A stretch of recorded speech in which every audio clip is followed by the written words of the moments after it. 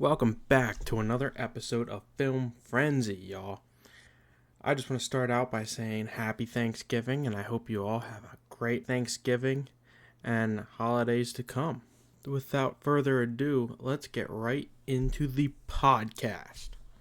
Hello, guys, and welcome back to another episode of Film Frenzies. I'm one of your hosts, Nicholas. And Grant, of course.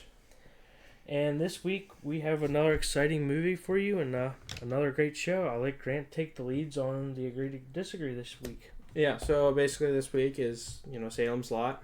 We said that in the last one, so another movie we're excited to do. And we are recording this one, right after the last one just because of scheduling conflicts and other things. So weekly watches will be the same. So we brought in a little surprise as a fill-in instead of doing that segment. So we'll talk about that whenever we get there. But we'll start out with my Agree to Disagree, which is a controversial topic. I'd agree to that. I mean, the actor's controversial too. Yeah. So. Yeah, well, that's true. So my movie is Daddy Day Camp, which Rotten Tomato score is 1%, which we seem to have a theme in the past 2 weeks that we took really bad movies instead of the. Well, we're trying to give them a chance. Yeah, which I actually think it's easier to give them a chance. Yeah. So, Daddy Day Camp, has some background information, is a sequel to Daddy Day Care, which had Eddie Murphy. And this one has, I think his name is Cuba Goodwin. Yeah, I mostly know him from a Disney movie. He's in Radio and... Yep, I know him from that Disney movie with the husky dogs. I can't think of the name right now. Where he's the dentist and then he's... Dad's white. And he's had this whole stuff going on now. Yeah, a lot of controversial. Yeah, so... But I go based off of just the movie. Yep, not the actors. Yeah, not the actors. This is a comedy movie if you don't know anything about it. Basically, quick summary. It's a pickup of Daddy Daycare, which is a dad that loses his job, decides that he's going to start a Daddy Daycare, yada yada, with Eddie Murphy. This one is, they lost Eddie Murphy. He didn't want to be in this one. And basically, there's this summer camp coming up, and he wants his son to have a real camp experience. So he decides, hey, I'm going to open a Daddy Day Camp. So he buys this Camp Driftwood, which is his old camp he went to whenever he was a kid. It's him and his co-worker. That's also his best friend. And basically, just to sum it up, everything goes wrong at this camp. The whole thing falls apart. Even after they get kids, things keep going wrong. And then they go into this... His rival shows up from the other camp, and he's the owner. It's just this rich guy who... He's mean. I mean, you'll know him from Scary Movie. I mean, he's a very common. He's the blonde guy from Scary Movie, and also the blonde guy from Little Man. Yes, he's the one that whenever he's playing football, he trucks him over. Yep. And, it's his typical role of he's mean and what it's like funny, but comedy. Yeah. And so basically, the rival challenges him to the Camp Olympics, Camp Olympiad, whatever they call it. They go in, Camp Driftwood wins, and then they get a bunch of new clients because of it, and because the other guys cheated the whole time, and people don't want their kids going to the camp like that. So basically, that's a quick summary of it. It got a 1%. I'm guessing because they went from Eddie Murphy, and everybody loves Eddie Murphy. I mean, Eddie Murphy's a god when it comes to movies and comedies. Yep. And so he was not in this one, and I'm guessing that they were like, oh, well, this one's no Daddy Daycare, so I don't like it. Shut up. It's fine. The movie's not great.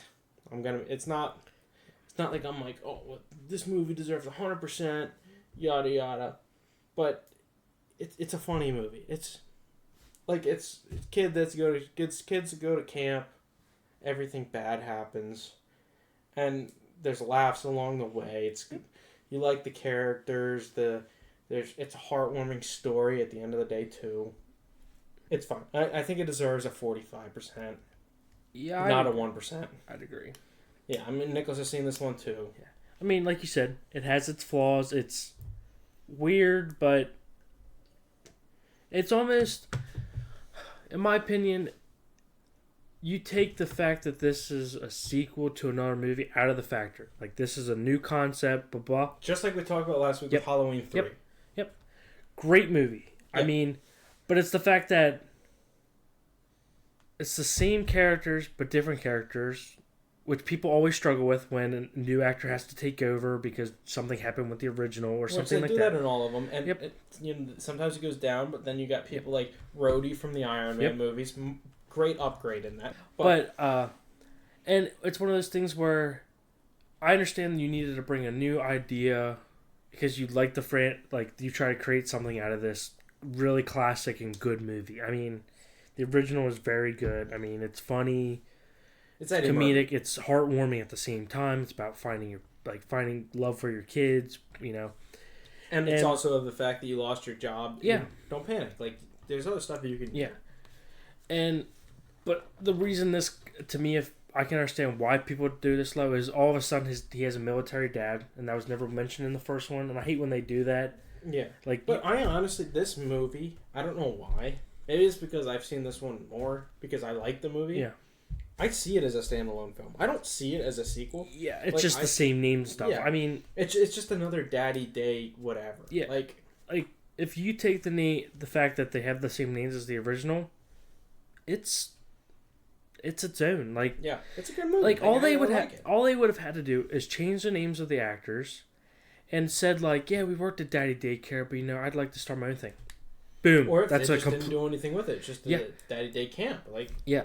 It's just something like that, but because of the fact that it's trying to be a sequel, that's where I think why it's rated low. Yeah. And I mean, that's unfortunately just how it is. Yeah, and I see it as a standalone film. Like I said, I like it. There's your typical, like, people get sprayed with skunks, people... There's this one kid that always throws up all the time. Yeah. There's, like... It's fun. Like... Yep, and I liked the ending of Don't read too much into it. Like, if you don't want to watch that kind of movie, don't watch this movie. Like... Yeah. But if you're like, oh, well, I really want this, like, hardcore drama and, like... Well, then you shouldn't be watching Daddy Daycare either. Like, if the whole reason you don't like this movie is because, it's a sequel and none of the things match from the original, fine. Like, but I don't think it deserves a 1%. I was honestly kind of shocked it was on this list as a 1%. I feel like there's a lot lower movies that should be on that list. Yeah, like, whenever I was looking through these movies, John Travolta has a lot of movies on there. And I honestly kind of agree with it. I mean, John Travolta doesn't... He's either really good or really bad. Yeah. But, like... I like this movie. I mean, even if they give it a good, like, 50, 45, I'd be like, perfect. That looks good. But a 1%, and it's literally because people just say, well, it's not funny. And it's not Eddie Murphy. Yeah. I'm like... It's not Eddie Murphy funny, It's not Eddie Murphy. I'm like, but then watch the Eddie Murphy one. Yeah. Like, I truly see this as a standalone film. So, that's my agree to disagree, and I 100% disagree. 1% seems way too low. I liked it. I know it's not Eddie Murphy, but it's a good movie. So, Nicholas, do you want to explain what we're doing instead of Weekly Watch this week? Do you want me to? I'd be fine, because you got to talk about the summary. Yeah, that's fine. You can take the lead on this one. So, basically, Nicholas is coming to my apartment for the first time. That's why we're recording both of these. And I took him around the town, and there's this one old toy store. Well, it's not even old. They have anything from, like, new stuff to old stuff. Like, anything that you could think of. Like, Funko Pops, and they have Star Wars toys from the 60s. Like, all of it. So, as we're leaving, there was this mystery box for $20. And this thing is packed. Like, it looks like it's about to explode. So, we're going to go through one at a time, and we're just going to pick stuff out.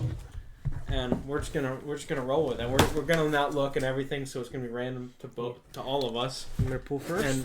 And Nick's gonna pull first. So this will be our weekly watch this week. Okay, I got something really small in my hand. Oh boy, we're starting off strong. Oh man, what you got? Is that a McDonald's toy? It is. That's an old sick. McDonald's. Old McDonald. Old McDonald. Green Lantern mask that doesn't fit my head. What is it? It's green. It glows. It's M stuff. Okay. And it does not fit my face at all. Well, I think it's made for children. Yeah, it is a McDonald's Happy Meal toy. But this is actually kind of cool. I feel like we shouldn't have taken it out of the container. Probably not, but I want to put it on. You know, it was $20. I don't care. We're just doing this for fun. And this is still... Hey, I wonder if this M code works. Yeah, but it's basically... I'm guessing this is around the time when Green Lantern came out. Is it the movie, or is it just like... This is 2012. So probably Hal Jordan Mask. Yeah, it probably is around the time of the movie. So this is when the movie came out, so... Yeah, it's it's actually kind of cool. That is very cool. So, got a Green Lantern mask. Alright, let's see. Oh, okay, I grabbed something. I think it's Green Lantern themed. It's another Green Lantern McDonald's toy. But at least it's not the mask. It's something different. It looks like his fist. It looks like he's punching. This is kind of cool. That's that Korog or whatever. So basically, it's another Green Lantern toy, and on his back, he has a switch that activates his huge green hand and grabbing stuff. Okay. That's kind of cool. Yeah, honestly, for the fact that we got McDonald's toys, this is from 2012. That's kind of cool. And I think there's more Green Lantern on the top, so I'm going to kind of dig low on this one. That's a big thing. I don't think I'm going to be able to do that. Okay, maybe we... Alright, I got something soft here. What we got? Oh, what is that? It is a Avon Kids, I think... Open that bad boy up. I don't know what this is. It's a rat? I think it's an elephant. It's a full bean. That's a possum. That's a... I don't know what this is. I don't know what it is. Does it say? It has a 2000 stamp on it. Oh, Blueberry the pig. Look, comes with a keychain too. My birthday, September 9th. My birthstone is the rich something. It's deep blue colored. I do admire. I am very merry. I am very blue. I am very lucky to have a friend like you. That's so cute. It is. Wow. Look at it, so it's a stuffed animal blue pig, little, and it comes with a little baby pig that's also a keychain. Wow, that's so beautiful. All right, let's dig in. I think. Okay, apparently I'm just pulling the Green Lantern McDonald's toys. Where do they buy all these McDonald's stuff from? Oh, I think this thing's kind of sick. I think this is a top. Oh, it looks like it shoots. I think it's supposed to be like a Beyblade. No, it's not. Oh, yeah. Alright, so it's a disc launcher. Oh my god, he's gonna shoot it at me. Alright. Okay, it doesn't really shoot that well. It barely made it across the 1.5-foot table. So I've been hit by the power of... You just saw it shoot. Yeah, okay. So it shoots about a foot. Oh, take out your guy. Shoot your guy with it. Oh, yeah, okay. Yeah. Alright, take stand that, it up. Green Lantern. Okay, it can't even knock him over, and he doesn't bounce very... Oh my god. I gave him a haircut. No, okay, this thing sucks. Alright. Well. Yay! There he goes. Alright, let's see what we got now. It's just a random piece of a church background. I'm gonna be honest, which is kind of interesting because Salem Lot's got a little bit to do with the church, and I mean it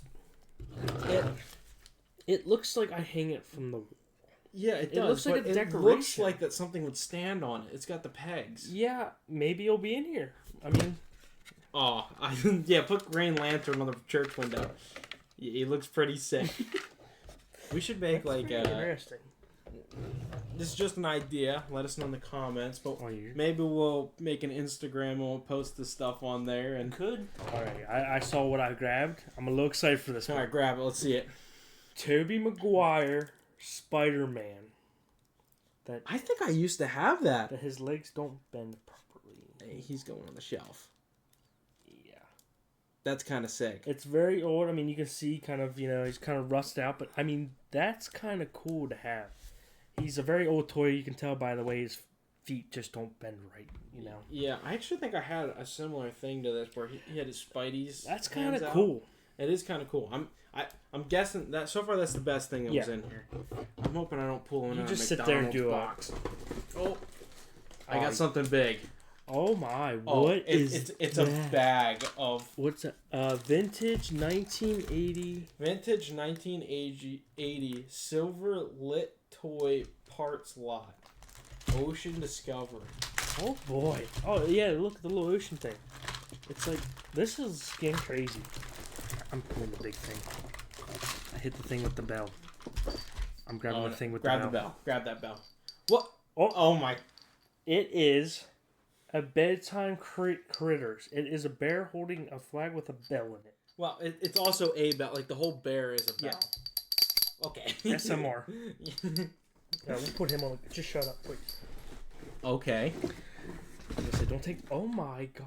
What is that? It's just an old box. Did I just pull out a cigar box? It looks like an old cigar box. Company Let me see. imported. That's definitely a cigar box. Oh. That is definitely a cigar box. That is Why really. is this in a toy store? It's handmade. Imported. That's definitely a cigar box. Do I grab the small item or the big item? Just grab an item. This thing's big. If it's stuck, grab something else. Don't yank stuff Yeah, out. we're not gonna grab it.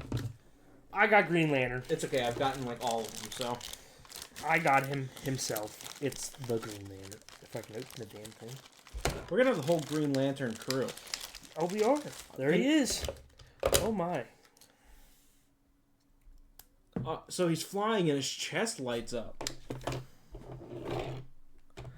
Oh no, we're throwing him. And he's picked up. That's actually kind of sick. I think that's one. Yeah, you just roll him across the ground. Oh no, this was for the animated series of Green Lantern, not. Which makes sense. I do remember there's. Oh, you seem really excited for what you have in your hand. Oh, Yo! So it's a knockout Joker with bazooka. That's it's cool. in box. That's really cool. We're not going to open this because this is from the movie. This is from the Dark Knight. This is what's his name? Jack Nicholson's. So this toy was made in 1990. That's crazy. That's really cool. That is pretty cool. Special weapon. And That so it's a Joker tool, and he's got this like bazooka that throws out a boxing glove that punches him, and then he also has the old like pistol that says like "pow." That's really cool. That is really cool. All right, I got another toy. Let's see if it matches. You know, we've been. Oh my god! Spider-Man pop ball, and it's deflate. Oh, you got blowed up. Sorry, I'm not putting my mouth on that. Feel it. It feels really weird. Ugh. This is from. Oh, I watched this. I showed you some of this. This is the Ultimate Spider-Man collection. The Sinister Six. This is. I like that show. Punch it. I punched it. Well, what's he got? Oh, what? I think this is one of those old Erector sets. It looks plane. like a plane. It's an Erector set plane, but like it's no box. It looks like something my kid just built, and now they're selling it. Yeah, I don't. I used to love these Erector sets, though. I know what I have in my hand because I can feel it. A Hulk. Oh, a Pez. Pez dispenser. That's kind of cool. That is pretty sick. Like that's really old. This is fun. I think we should do this more often. I mean, it is a tiny The Joker comic book That's sick. called Superpowers Collection: The Joker, number 7. That's sick. Yeah, it's just a little skit about Joker and Batman fighting, and Aquaman shows up at the very end. Don't know what that's about. I don't want to grab another one of those handmade. There's a few in there. I felt them in my hand. Why'd you put them down? You keep giving me the weird ones. Hey, you got the. Oh cool... no! Oh no! This says hair. Pull it out. Let's see it. It's one of those little. The little doll. It's one of those creepy like troll wrestlers from Toy Story, I guess. Yeah. And it is super creepy. Ew, it's sticky too. I don't like that. I don't like that thing at all. I don't like it when there's a stuffed animal and it's not in a bag. What you got? Oh, what is that? A pepper? I think it's a pepper, and it's got. Yeah, it's made in China. It's a toy box creation. It's just a pepper with a pink nose and a face. That's really weird. It's got one of those like beanbag feels. Give me the weird ones. It's called Smushing Bush. It's a little... Okay, so it's George Bush, and it's a stress toy. Okay. And there looks like there's phrase? No brain. Oh. We're just going to put that away. $15 normally. I mean, right there, that's... You're getting your money back. Alright, I got the bag. Pick one of the bags. Good. It looks like a little tank or something like that. That does look cool. It's got a little tire. It looks like a tank type thing you build and turns into like an action figure tank. Yeah, or like a missile launcher. Yeah, I'm not really sure. It doesn't really come with directions on how to build it. And I don't know if these are actually... Yeah, they might not actually go together. It might be a transformer for all we know, and it's just... I don't... Okay, I'm grabbing another out-of-bag item. Oh. I feel like these two go together, maybe? I don't know. Pull them out. Doesn't matter. Okay. So, I got a Ninja Turtle. Oh, that's cool. And he's got a hockey stick? It looks like looks like Raphael decided to take up hockey. Yeah, but he's got a skate with one skate and a hockey stick that's way too large. And then I also pulled out at the same time a white monster truck, which wheels turn a lot. Yeah. So that's kind of cool. Yeah. Let's see this better than some of the other stuff. Oh. Green Lantern. Ring. You got the ring. Oh, I got the Green Lantern ring. I think I got the coolest thing here. It doesn't work. Oh. So there's a button on the inside of the ring, so whenever you put it on, it immediately presses against the button, but... I'm gonna be honest. I think a lot of this left is the Green Lantern stuff. That's fine. Which I'm picking... A horse. A horse. I don't know what kind of horse it is. Like, it's just a horse. Yeah, looks but like it looks like it's to a certain brand. Yeah, it looks like you could put an action figure okay, on I've had this thing in my hand, and... No, look. And... Oh my god. So we had a pepper. And now we have a radish.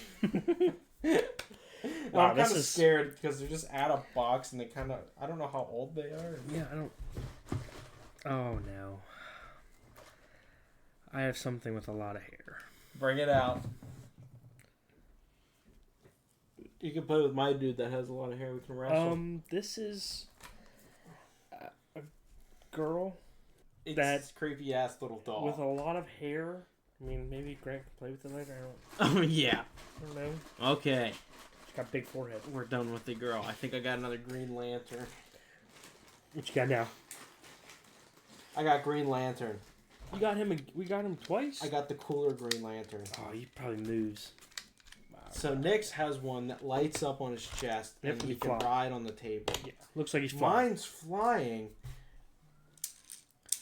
Oh. With a green spinny thing that comes off of his ring, like he's launching. Cool. I can't tell if he's supposed to be like this, or if he's actually like, if he's flying or if he's launching it at the air. Because it looks like he can stand up. Well, I'm pulling two things because I saw what I got, and it goes with something you got.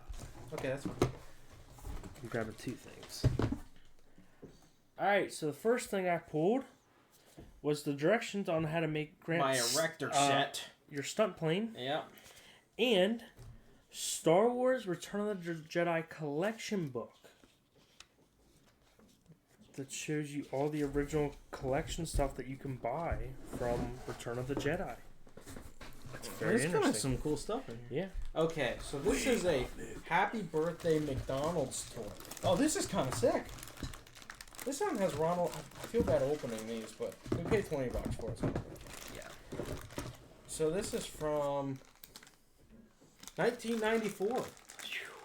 So don't hate us if you are a McDonald's collector and we're opening it. It's a card. Oh my god! It's got the Grimace with Grimace on the front and Ronald McDonald in the Bandit that moves as it drives. That's pretty good.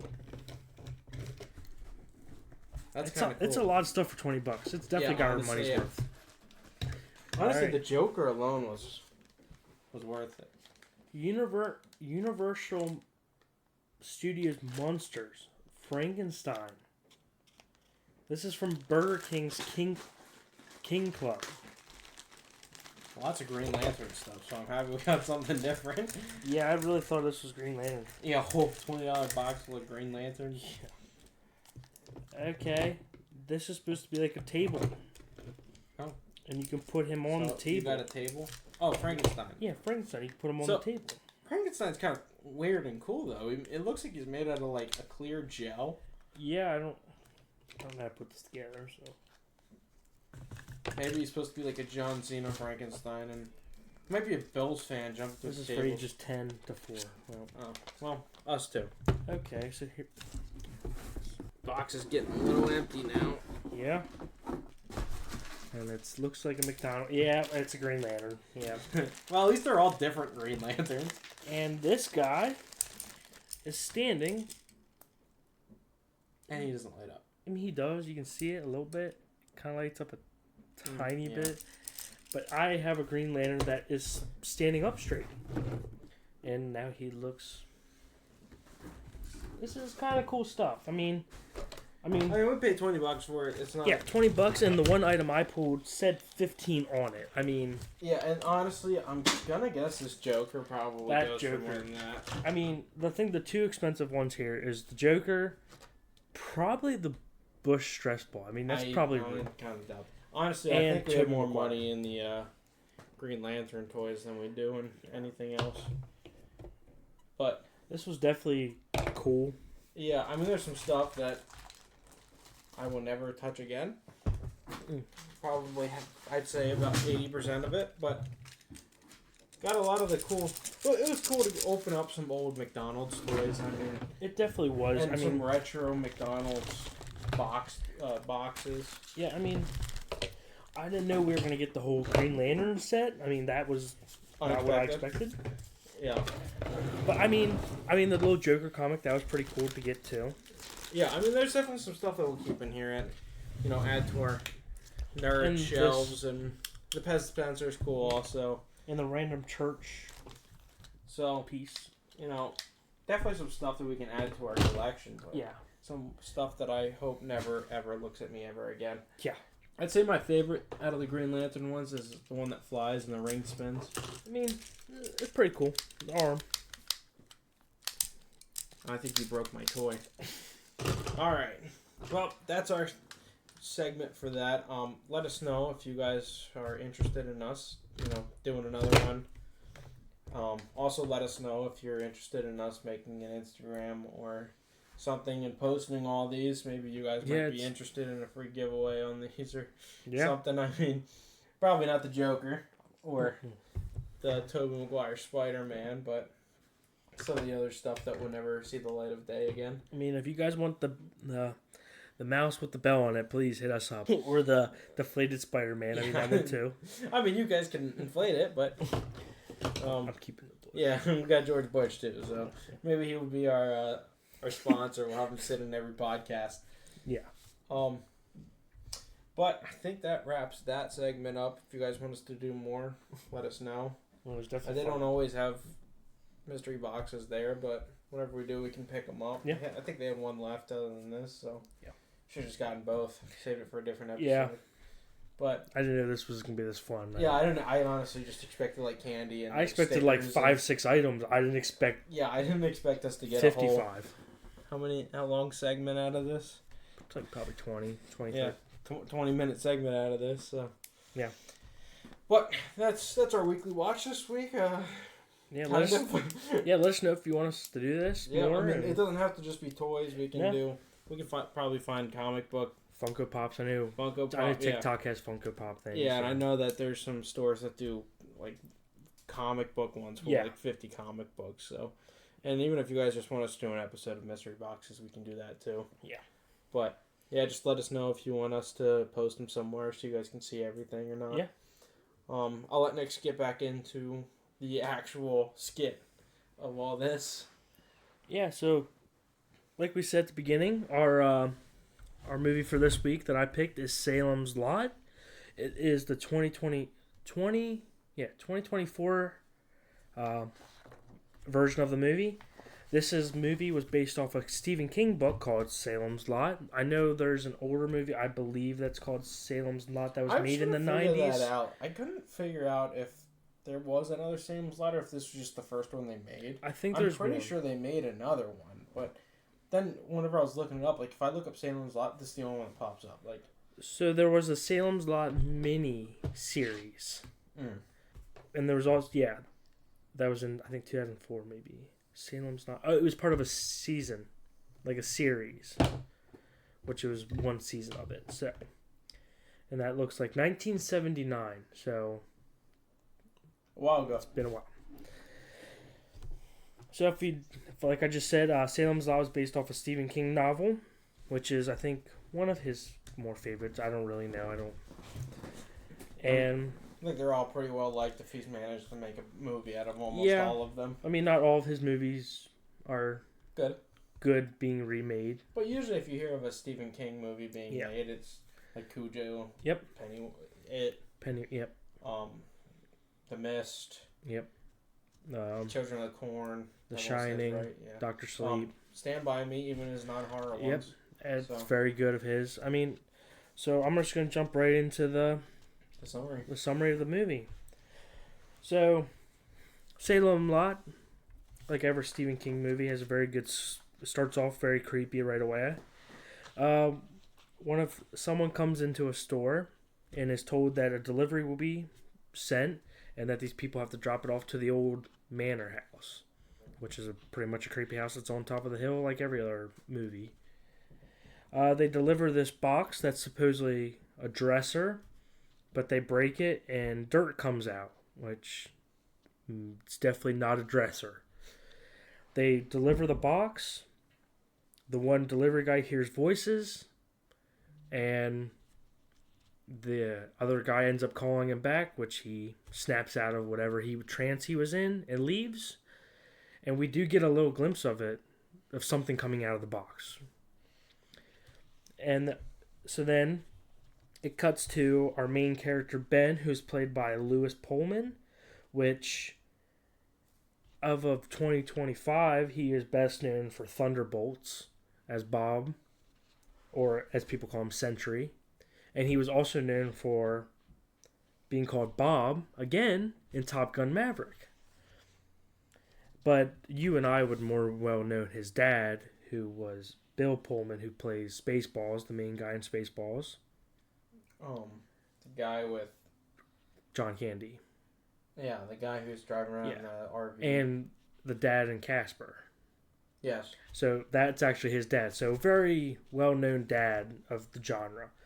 So he is a struggling author that comes back to his hometown. Which, not to interrupt, but Stephen King needs to stop beating that to death, where everybody's a writer that's struggling. And he's going back to his hometown, which 95% of the time is taking place in Maine, where Stephen King lives. Yeah, so it's... I mean, The Shining was like that, and all of it. It's just he sticks to what he's good at, and it pays. Yeah, it does. He comes back, I mean, like normal Stephen King vibes, very small town, everybody knows everybody, everybody's in everybody's business kind of thing. The main character, Ben's parents were killed in a car accident. And like most Stephen King books, there are kids introduced because that's where he's strongest at, is kid characters.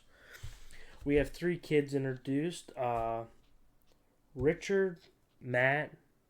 So they introduce the kid characters, and the one kid, he's right away takes out the bully. Like right away, he's beating the bully up, and the bully's yelling, "Uncle." If you don't know what uncle means, it means let me go, let me go.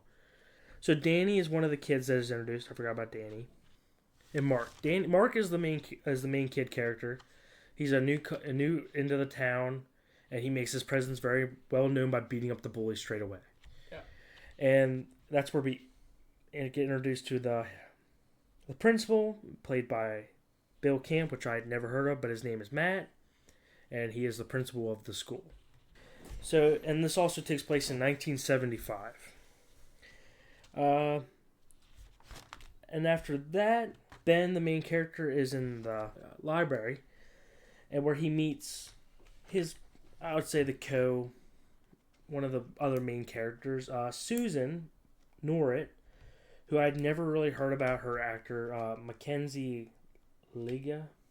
I'd never heard of her before. She was a newcomer into this, and she very much is interested in him. Tells him in a non-secret way that she's going to be at the drive-in that night. Yeah, she's pretty much like, she's like I will yelling be at the at drive-in that night. Yeah, for him to and then come. she makes eye contact. Yeah. Yeah.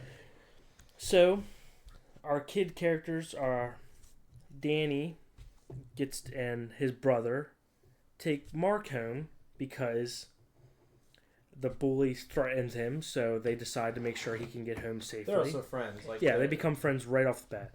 I mean, you find out right away that also Mark is very into vampires. He has a display of them. You see comic book in his background. He's not afraid of the dark. That's pretty much what I think they were trying to get at. He's not afraid of that stuff. He's not scared. They hang out with him for a little bit as the Richard is his name, stalks the kids as they're walking home. He's a creepy European guy. He's played by Paulo Escobar, and every movie that I've seen him in, he's the bad guy. He's either the side bad character or he's a bad guy. Mm-hmm. So in this movie, once again, he's ominous. You don't know he's a bad guy yet, but we kind of do because he's the one that told them to take the coffin. Yeah, so basically he's this European guy who owns an antique shop, and he told these people to take this box to his house, and that's where the creepy figure came out of at the beginning. So after hanging out with Mark for a little bit, the two brothers decide to walk home, and on the way home, the older brother, Danny, loses sight of Ralph, and you see a figure come up behind them and grab Ralph. And then it cuts to, Ben and Susan hanging out at the drive-in, just talking about the town people, I would say.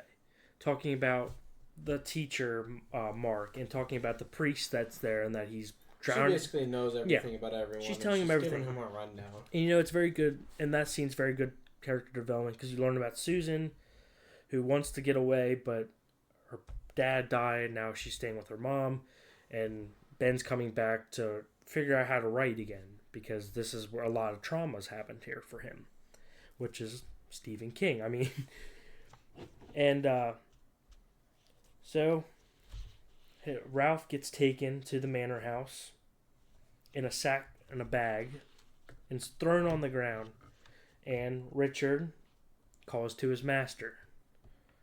And at this point, I mean, for me, as soon as Ralph's in a bag, I was like, Ralph's dead. He's not making this, surviving this. So Ralph is the first one killed in town. You don't see what kills him. All you know is he's killed because Richard gets covered in blood as he stands there as the master kills him. You don't really see what the master really looks like. You just know he's dead. The town becomes a panic as Ralph did not come home that night. And then it jumps to a week later as the town's still looking for Ralph. No leads, no nothing. He just disappeared. That night, Danny, his brother, hears a flute outside, which his brother carried to help him with his nerves, that Mark had given him to help him not be afraid of the dark. So Danny, hearing this flute, thinking it's his brother, goes outside, and where I think is one of the best jump scares of the movie, a hand comes down and grabs Danny. Danny then stumbles back into his mom's room and says he does not feel good. He doesn't look good either. He's very pale, and I mean, if you pay attention to detail, you can see there's bite marks on his neck, but you can see there's marks on his neck. Danny's rushed to the hospital, where they say he has, I don't want to mess up the terminology, but it pretty much means his body can't produce blood. I forget what the terminology actually called, but his body couldn't produce blood.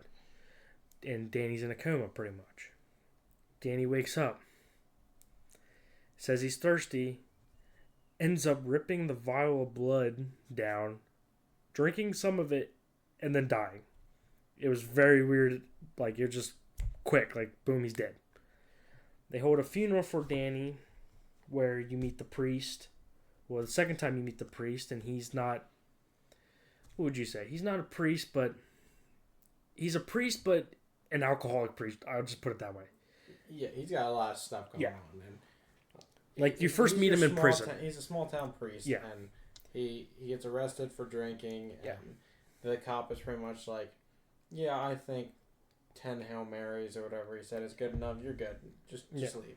So you can tell that it's a common occurrence that the priest just gets drunk every night. So the priest gives, what'd you call him? The gravedigger, Mike, gives him a drink of alcohol because Mike's been up late digging the grave for Danny. And Mike falls asleep on a tree while the ceremony for Danny is going on. He wakes up and realizes he overslept and goes to bury Danny in the grave. He puts 2 shovels of dirt on the grave when he hears Danny talking and saying, "Please let me out, please let me out." Mike then jumps into the grave and tries to help Danny out. And when he opens the coffin, Danny's dead. His eyes are still closed. He looks peaceful in his sleep. Looks very pale still. Yeah, so Mike believes that he's hallucinating. I mean, he just slept for how long? Sometimes the mind plays tricks on you. And he was from drinking, so. Yeah, so then when you pay attention to the details, when Mike goes to get more dirt, there's eyes in the grave. And then when you look back, there's nothing in the grave anymore. And then when Mike goes to put the last piece of dirt on, the coffin is open and Danny is not in the coffin anymore. And then a jump scare, and we at that moment don't know what happens to Mike. Is Mike killed? What's going on? You know something's going on in this town, but still you really don't know what's going on. That's when the teacher, Matt, runs into Mike at a local bar. And Matt and Mark, oh my god, so many M's. Mike is sitting in the corner of the bar, just kind of breathing heavy. And his face is covered. And Matt, trying to be a good teacher he's also in like a dark corner. Yeah, just next to the jukebox. Just barely see him. And he just tells Matt that he doesn't feel good and something's going on with him. So Matt, being the good teacher he is and a good character, offers for Mike to come spend the night with him at his house until the doctor's opens tomorrow morning. Matt takes him back to the house, and Mike's just pale and looks out of it, and he's just doesn't feel good. Matt closes the window and goes down to smoke a cigar. He hears noises outside, and when he goes outside, he sees feet climbing up the side of the house and climbing into Mike's room. And instead of being a smart character for once in a horror movie, leaves the house. Yeah. He doesn't go, let's go investigate.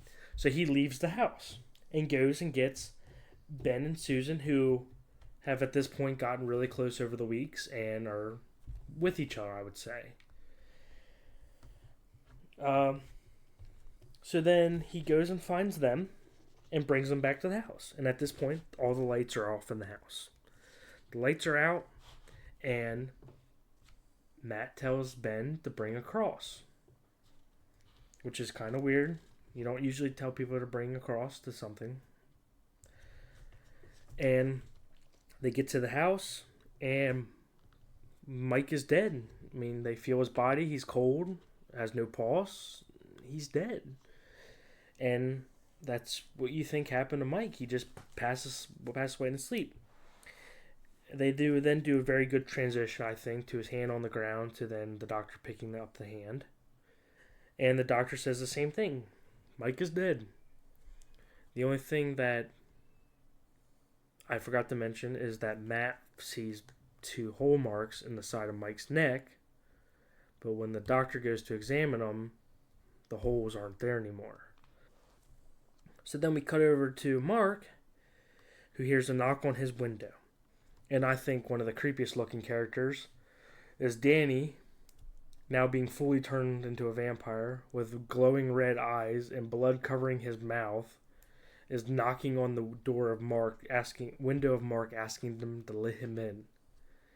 Where we find out that they have mind control, because he tells Mark to open the door, open the window, and Mark opens the window and then snaps out of it right away. Danny comes in the window at telling Mark that he will make him strong and he can join him. But Mark, being the strong young character that Stephen King loves, grabs a cross. And which I very liked is the cross starts to glow bright gold, would you say? Bright white? Oh, it's just a bright light. The cross turns into a bright light, and Danny is thrown out the window by this cross. Like, the cross stays in Mark's hand, but Danny's propelled out the window like a bullet, just shot out the window. And you find out that crosses are very effective to these vampires. And it's very interesting in this movie that Mark's figuring this out, and also the group of humans are starting to figure it out. But it's funny that Mark figures out this before they figure out that vampires are real and stuff's going down. Everybody starts putting everything together and figuring out the truth. Yeah, Mark he starts to figure out he wants to help Danny because Danny was his friend, so he starts to go on his own mission to kill the vampires, because that's just how Mark is. He's the go-getter.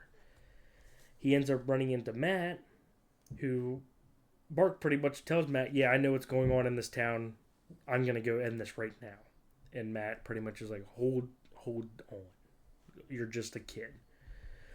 So they go together to the old house, where unfortunately Matt is the next one to get killed in the basement by the Countess. Barlow. He is killed by Barlow in the basement, helping Mark get out of the basement. Which Barlow is the main guy. Main vampire. Yeah. He's the headmaster. Which then Mark gets caught by Richard in the household, which then they cut away from Matt. And you pretty much think Mark and Matt, well, you know Matt's out because you saw Matt's neck get ripped into, but you think Mark's done too. They cut over to the good action, in my opinion, with the doctor, Ben, and Susan, who are now watching this body, and then the body starts coming alive.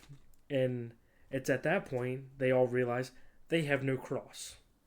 They have nothing to defend themselves against something that they thought could happen. Even though, in my opinion, Matt already kind of told you it's going to happen. So they do a good action scene where the mother is trying to kill the doctor, and they end up using some kind of drug, anti-rabies shot into her bloodstream while they're using a cross on her chest to make sure that the doctor does not turn into a vampire, which it succeeds. Rabies shot. Yeah, rabies shot, which she ends up not turning.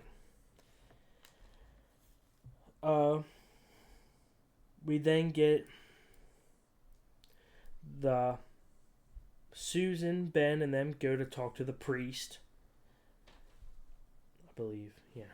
They go to talk to the priest about the actions that are occurring. And when they go to head there, they cut back to Mark, who is hanging upside down in this mansion, and you hear Richard somewhere in the house talking, saying you're going to be the next meal for him. And Mark, being that badass character, a kid character, cuts himself down and then brutally murders Richard. They just show blood splattering everywhere. He just beats him to death. I mean, this kid's like 9 and he just beats a man to death and just like, yep, did that. And he walks out of the house. So as they go to this priest, and the priest is kind of saying, I don't believe you guys that there's vampires, and he's on the fence about it. Mark walks into the church covered in blood all over his shirt. And the priest says, "Can I help you?" And Mark just responds, "I'm here to pick up a few supplies." And then goes to the holy water, gets himself a glass of holy water, and then gets ready to leave again. And Ben's like, "What happened to you?" And he's like, "I killed Richard." Just like he doesn't care about this anymore. Like, he's showing you that he's this badass kid character. I mean... Well, one thing you forgot to mention is the European guy. I forget what his name is. Yeah, Richard. Richard? Yeah. Richard was starting to date, what's her name's mom? Oh, yeah. Susan's mom. Susan's mom. Yep, I did forget that. And after they decide that at this point the town's going to be overran by the vampires, they decide that it's time to get the town folks out. As they try to do that, Ben and Susan go to her mom's house to try to coax her mom into leaving. Which, in my opinion, this is where the big climax and twist comes in. Susan's mom is actually one of the people working for the Countess.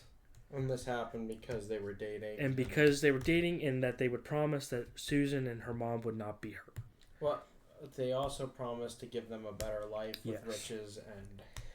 And in doing so, Susan gets bit in the neck. And Ben is too late in the biting, but grabs her anyway to see if they can give her a rabies shot to save her.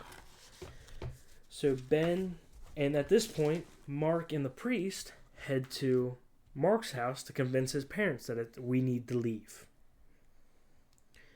And in that side of the story, unfortunately, Mark's parents are killed when his dad answered the door, and the Countess comes in the back door and kills the mom. So Mark runs out of the house after the priest yells and tells him to run, and he puts up the cross towards the Countess, or Borlo. But because the priest doesn't fully believe in religion, that's what I'm assuming, because Borlo says, "Are you really a priest?" The cross fails. I'm guessing it's more not because he doesn't believe. Because of all the sins or something. It's because of how much, like, drinking and... So in that, the cross fails, and Barlow kills the priest. And Mark was able to run and get into his treehouse, which, because it's considered a house, nothing could get in without being asked to come in. Yeah, but he closed all the windows and doors. And he could hear Danny and all the other kids yelling, "Please come out, Mark, come on, join us." And it's kind of creepy in that sense of he's just in there. Ben and Susan get to the church where the doctor is, and the doctor cannot get the sheriff to want to get the town folks out. And at this point, the town's being overrun by vampires. I mean, there's vampires everywhere. By this point, I think there's only 5 or 6 people that are vampires. Susan eventually, unfortunately, ends up turning, which then causes Ben to try to run after her as she runs out of the house, which, very dumb decision. She runs out of the church. Yeah, she runs out of the church, which Ben chases after her, which is very dumb decision. Very dumb. Especially because at this point it's nighttime. Yeah. And he already knows there's vampires everywhere. He could see them outside when he came in the church. Ben almost gets killed like 5 times trying to get back into the church, ends up getting pulled up into the sky, but stabs him in the heart, so he falls on the dead corpse and then gets inside somehow. Which was the guy from the beginning, the grave digger. Yeah. So he ends up saving. They survive. Him and the doctor survive the night because, they didn't invite anybody in, so none of them could get in. The sun comes up. The vampires are gone, of course, because they can't go in the sunlight. They go to find Mark and the priest because neither of them has showed up. They find a note from Mark saying he's going to look for Burlow and he's going to end this right now.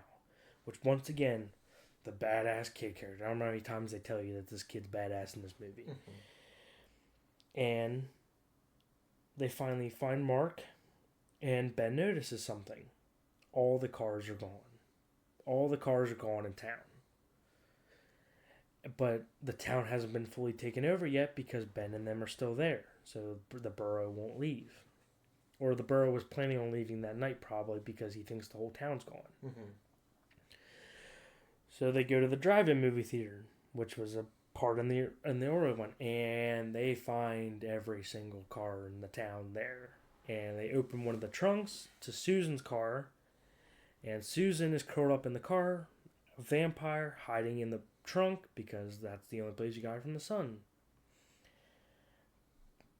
Ben can't take himself to kill Susan, so the doctor says, I'll kill her so you don't have to. And right as she goes to swing down thing, bam! Susan's mom shows up and shotguns the doctor right through the chest. I mean, it's a lot of blood. And all of a sudden, Ben and Mark are being chased around this drive-in as her mom is just shooting, just rapidly shooting. And then Ben's running from his mom. Mark secretly gets in a car and hits the mom with the car, killing her. And once again, I'm like, Jesus Christ, this kid is better than Ben. So then the sun starts coming down and vampires start coming out as the screen starts covering the cars. They start coming out. And Ben is slowly trying to get out of the darkness, but the vampires keep grabbing him and pulling him back into the darkness every time he got close to light. Once again, Mark being Mark, this little kid, decides to ram all the posts of this giant billboard for where the screen is, dropping the screen, killing all the vampires at one shot, crushing most of them, and killing the rest by burning them alive. And then they are like, cool, killed them all, now we gotta kill the Burlo. They finally found his coffin, drag it out, and as they're trying to drag it into the sun, it starts creeping more and more, and they end up getting caught in the darkness. And he gets unleashed. Ben gets attacked by Susan, and he is fighting for his life against Susan in the concession stand area, as Mark is running underneath, trying to get away from the burrow, as he's smashing his hand through, trying to grab at Mark. In a sad scene, Ben finally gets the upper hand on Susan and stabs her in the heart. And it's only sad because as she dies, she transitions back into a human for a brief moment and cries as she's being killed, because I don't know why she turned back human for that last brief second, but maybe because the monster was killed in him, and that's a sad moment for Ben. But Ben hears Mark screaming, and then I think one of the best shots in the world, which felt I was a little frustrated with, but we'll talk about that. As he's about to grab Mark, a metal post comes right through. A wooden post goes right through the vampire's back of its head, right through the mouth, right at Mark, in a classic shot, pulls it out, and you see Ben standing up above him through the hole of the kill shot, and the Countess dies right there. And Mark and Ben are the two that survive Salem's Lot. Yeah. I think that was a really good summary. I will say that there was a lot of things I liked about it, but a lot of things I didn't at the same time. One of the really cool things I like the transitions. Every time I like the transition from the flute, when he hears the flute, through the window to him being outside. My favorite was when the priest opens up his book and it opens up into the peanut butter and jelly from Mike's perspective. Yep. So I like that. I like the hand below the bed. Yeah. And then the doctor's picking up that hand to check his pulse. I also liked when... What's the first kid that got kidnapped? Ralph. When Ralph got kidnapped, that whole silhouette scene. Yes. I really liked, because they didn't do too much of one kid was in the front, kid was behind him, killer was behind him. Yep. And he gets taken in a silhouette thing, and I really liked that. I thought that was a really cool capture moment. I liked, like you said, the hole through the vampire's mouth, and he's standing up there. Lots of cool shots like that. Yeah, which I always felt like was Stephen King's strong point in his movies, were his shots. His transitions. Yeah. I don't know if there's other things you want to talk about that you like before I jump into the things I didn't like. So, I mean, right away, like you said, all all the visuals and the transitions I loved. I liked Mark. He was my favorite character because he was just that kid that just didn't give a crap about anything in this world. Like, he was there to kill. Which we did forget about. I did forget to say Mark did kill Danny when he was looking for the burrow. In the antique shop. He does kill him. Yeah, I mean, the characters were okay for the most part for me. I mean, Ben was a good character. I mean, they're always like Stephen King, so it's kind of hard to say how good of a character they really are. But I'll let you say your dislikes before I tell you mine. I didn't like Mark. Really? I liked Mark's character. I didn't like Mark's actor. Okay, I'd agree with that. Because, and even, I guess I'll jump back to the beginning. So, the bully scene. Mm-hmm. That kid is not a bully. That kid was the shortest one on the playground. I think he weighed the least too. And all he did was, like, yell. Like, this kid was not a bully. He would get bullied. Yeah, I don't know why they picked him as the bully. Yeah. And then Mark, on the other hand, he wouldn't... brutally beat this kid. Yeah, and he's not one that would have. Like, mm-hmm. Yeah, he doesn't look like he's a scrawnier kid. He's super small. And the other thing that I didn't like was, like you said, he killed Richard. That's his name, right? Yeah, he killed Richard brutally. Yeah, but this kid is probably like 4'5", 4'5". Maybe not even that. He probably weighs a good maybe like 110 pounds. And he killed a grown man with like one swing. 3 hits. I'd say like 3. No, he tripped him and then one hit to the head. He killed him instantly. Yeah. I'm like, that... He did not have enough force in order to do that.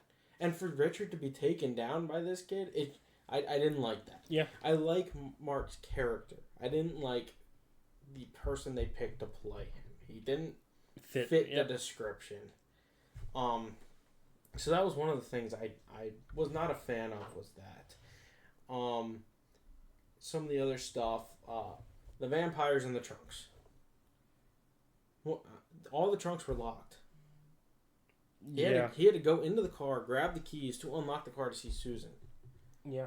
So you need to tell me that all those... Her mom did all that? Either that or that the vampires grabbed the keys and unlocked the car and then got in and then put the keys in the front. Like, yeah, it was a little confusing, yeah. Like, I understand it's a vampire movie. Don't read that much into it. But, like, it doesn't make any sense. I mean, the other thing I forgot to mention, I did like the look of the vampires. Yeah, I thought they were creepy. They didn't try to overdo them with the big fangs. Yeah, they had, you could see fangs, but it was very like, ooh.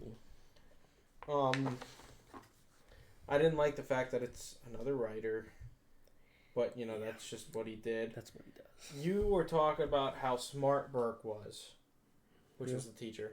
Oh. I thought he did some stupid stuff. There was a few times. Like, number one, why would you stay at your house alone researching vampires when you know one is upstairs? Which, actually, I messed up that part. Mike was not upstairs. They took him to the morgue, remember? Because the doctor says to her staff, let's go see if Mike's body's downstairs, and then it's not there. You're right. So, but either way, you know that all this is going on. Why would you stay alone? Yeah, I agree with that statement. I didn't like that. Another thing is, vampires are cured by rabies. I understand it's a bite, but it's not rabies. That's like giving me a tetanus shot when a raccoon bites me. Like, yeah, I understand that. I don't know if it was more the cross with the rabies shot, or I don't know. Because I knew they said a prayer before they put it on her chest. It was just another thing of like, yeah, I understand that. Maybe the rabies didn't actually help; they just thought it did. Or maybe she didn't really get that bit that hard, or Another thing is that I didn't like this at all. Somehow, a kid goes missing, and maybe one or two things. People are like, "Yep, it's a vampire." That's it, and everybody else is like, "You're right, dude." Like, nobody, other than the doctor, nobody was like, "A vampire, really?" Like, they were just like, "Yep, that's it," and everybody just like believed. They're just like, it's a vampire. Like, how often does this happen that you just it's a vampire? I 100%. Well, I think Ben believed it because he wrote about that kind of stuff. feel like they were. I kind of think they said about it, he wrote dark. He wrote. But even darker he didn't stuff. completely agree with it. Yeah, he was just kind of like, okay. But like, everybody just like was like, yeah, you're right. It's a vampire. And Yeah. like, I'm like, just because somebody got bit, like, Yeah. could have been a wolf, could have been anything. You guys are like, yes, vampire instantly. Like, so that was another thing. I was like, they didn't really try for anybody to be like, no. And then all of a sudden, everybody was experts on vampires. Yeah. And like everybody got the same information. Like Bart's reading these novels. This kid's reading a comic book. Yeah. Somehow they get the same information, and then somehow just everybody knows. Like, I know everything about vampires. Yeah. Just watch this. Like, and like the other thing is they did the classic ending, which this ending pisses me off. They did in Killer Clowns from Outer Space too, and you love that movie. It's the whole town gets destroyed, and these last two people are alive. Are like, let's go. Like, they don't care. Like, what? I think they did care. But like, what are they? They can't just like leave. Yeah. You're gonna go to the next town and be like, vampires. The next town's gonna be like, arrest these people. Like, they just killed a bunch of people. Yeah. Like, yeah. And this kid is not upset that he lost his parents at all. Yeah. He's like, I'm gonna ride with this guy who I met just because we fought vampires. I mean, he did cover up the bodies and stuff at his parents. Like, I think he did do something. I would have liked to seen that. But, like, the kid was fine. He just like left with this guy, and he's like, let's go to the next town. I mean, I did right. I didn't like the ending. I never liked Stephen King's ending. I feel like they're very forced. Mm-hmm. But that's how he writes. I mean, he made that joke in the It movie when he was in it. Like, I heard you. I don't like the ending, and he was like, okay. And he's like, very rushed because that's what everybody says about. But all it doesn't movies. have to be. If they would have died, if the whole town would have just been dead, because I think that's what happened in Killer Clowns too. Like, the whole town just died. There wasn't anybody left. Yeah, there's a few left. The cops and stuff were left. But like, if everybody just died, fine. But like, the fact that they're just like, let's just go to the next town, and the next town's like, well, what were you guys doing? Oh, we were at Salem's lot. Yeah, They're dead. or Jerusalem's lot, or whatever it's called. But they're just like, they're dead. Yeah, it was. And I was just like, okay. And the other thing is, the first vampire, the kid, Danny, all of the rest of the vampires were in the trunk. Mm-hmm. And yeah, why was they're he supposed out? to be nocturnal. Why was he just out at the antique shop, like just chilling around waiting for somebody? Yeah, like, I don't know. I mean, he was in the dark in there. like but they literally did that just so Mark would kill Mark could kill him. and very much say, I fulfilled your promise of killing you. Yeah, and the other thing is they built up Barlow so much, And he was like 5 minutes in and killed him. and he died. Like no Well, that's fight. why I wrote very rushed ending. Like, Yeah. Like, it's just, like, I don't know why. And I thought vampires had to be stabbed through the heart. You got stabbed through the head, died. yeah. I mean, maybe that Maybe works it's just too. a wooden stake in this one. Like, Yeah, maybe that works too. But it was just I the mean- fact that everybody was all of a sudden an expert. Like, Yeah. if Salem's is having problems with vampires, then don't live there. And also, how does this guy keep getting servants? Like, I understand that. oh, he can mind control him too. So that could be. Thank you. That was the other thing I didn't like. Mind control. Which, it's. I'm fine with the mind control. Yeah. But the rule of that a vampire can't be let in unless they're invited in or there's an open door, but they can control people to let them in, then that Yeah. kind of defeats the purpose. I don't know if it's called mind control or it'd be more suggestion. But 'Cause I think that's what they but call you know it, what I mean? Like, suggestion. it's still, Yeah. like, what's the point? And the other thing is, even if it's an open door, they're still allowed in. I don't know that rule, but Well- probably because Burlow came in. Exactly. But if you think about the church, they threw the sheriff through the window. That opened up a window. Yeah. Why didn't they just go through the window? But instead, they're just like, oh, next day, everything's fine. I'm like, Yeah. so I would say out of vampire movies I've seen, it's a better vampire movie. Definitely, it's better than Twilight. Yeah, which But the Twilight. only thing I liked about Twilight is the fact that it was vampires, werewolves, which I don't like Twilight, but it at least covered other things.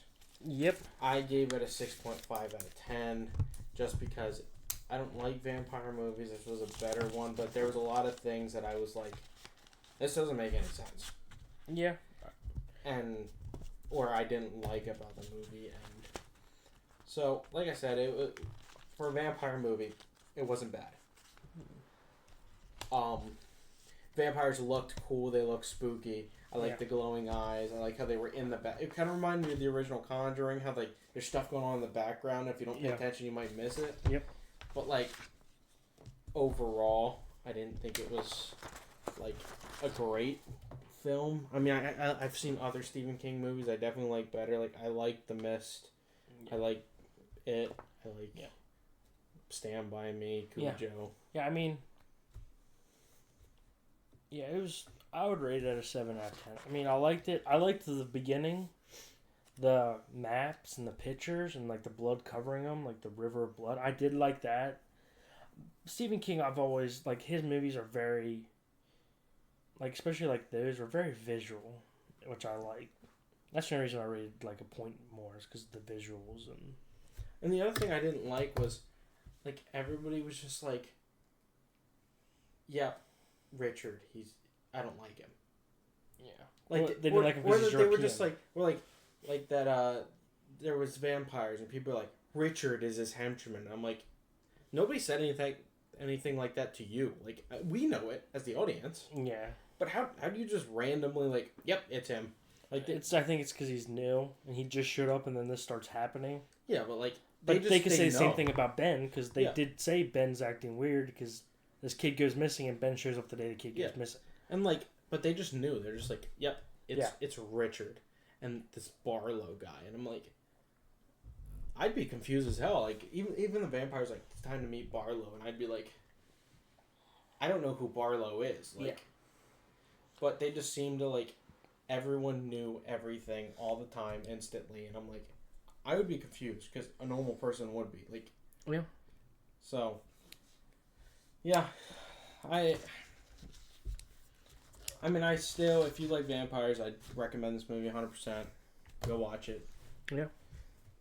I personally wouldn't go around like telling people, gotta watch Salem's Lot. Like you're missing out if you don't watch it. But if you like vampire stuff, go watch it. It's a good movie. Yeah. But if you don't like vampire stuff, just probably stay away from it. You're probably not gonna enjoy it too much. But Nick's, any final things about it? Not really. I mean, like I said, it's a good watch.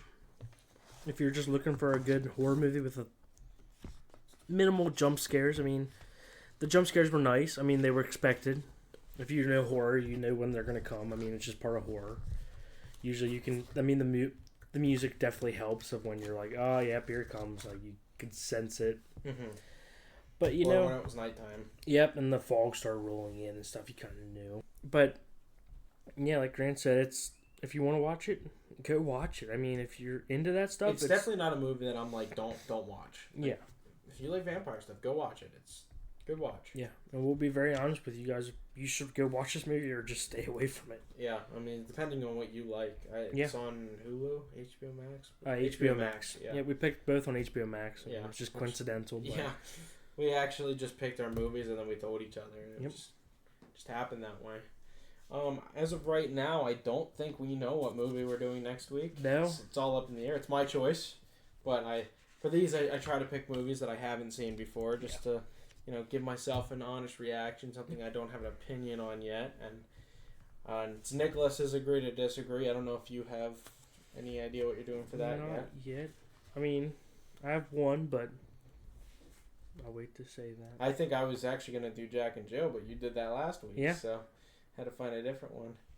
So, well, I guess that's it for this episode. Thanks for tuning in to another Film Frenzy. Look forward to talking to you guys in the next episode and be surprised on the next movie since it's a surprise for both of us right now. We don't have any idea. But if you guys have any suggestions, you can put them in the comments and maybe we'll add it into the listing at some point. Not quite sure when the next episode will be recorded yet. We might try to do the next one via Discord or something like that. Yeah. I'm not sure. Maybe we can find a time to meet up. But yeah, we're excited that this podcast is going well. And we're going to continue making episodes. So yeah, if you have any suggestions, leave them in the comments. So we're out of here. Nick, got any final words? No, just have fun, do whatever you're doing, and go watch some films. Yeah, keep tuning in to us. All right, till next episode. See you guys. See ya.